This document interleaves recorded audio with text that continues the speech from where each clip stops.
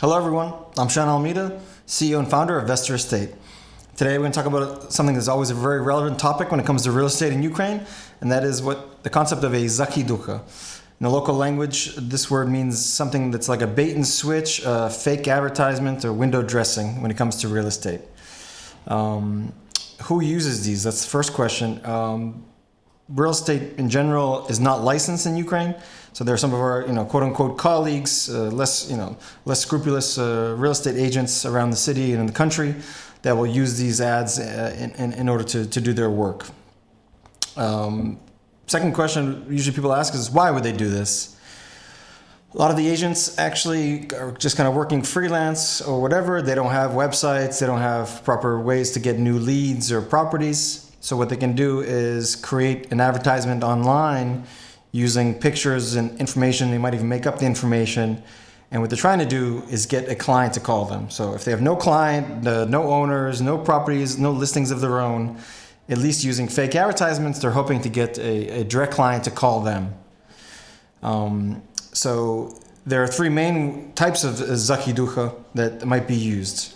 So one of them might be a great deal. This could be rental or sale. So there was a great deal before that was real pictures, price. It was sold, and brokers, maybe even the same broker who actually sold it, might continue to use this advertisement and these pictures and information to get new clients to call them.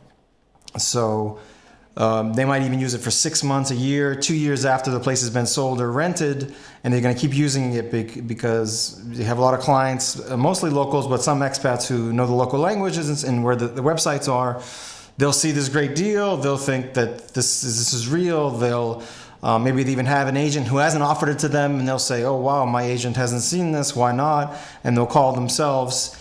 And so what ends up happening is they call now that broker who had nothing, had no agent, no client, no property, now has a potential lead.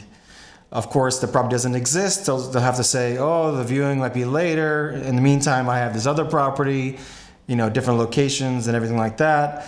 And in some cases, of course, the client who called might say, no, I'm not working with you, but often enough, let's say, often enough for the brokers to keep doing this, the client will say, okay, what else do you have? And next thing you know, this broker now has some work. Okay. Another interesting one, sometimes more interesting, is a property that is not in Ukraine at all. Usually for us who know the market well, we'll see pictures and right away we can tell this kind of style, quality, or layout, or some kind of aspect in the pictures we can see right away does not exist in this country. It's either, we can even try to play games with, between our team to see who can guess which country it's in. So we might say, oh, that's Paris or London.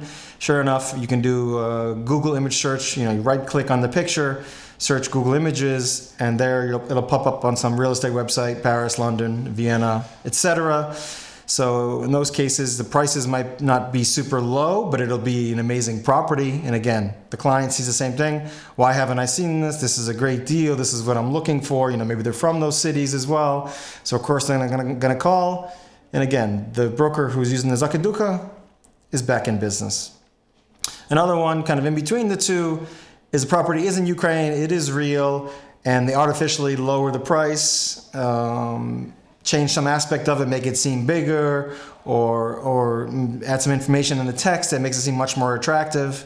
And so in this case, though, they're not just looking for clients or for using this, they're also trying to beat out the competition. So if the property is real and we're advertising it at the actual price and another agent is advertising it at half the price, the client could just see this, believe it's, again, a great deal. Why are we not offering it? We're trying to get double the price or whatever.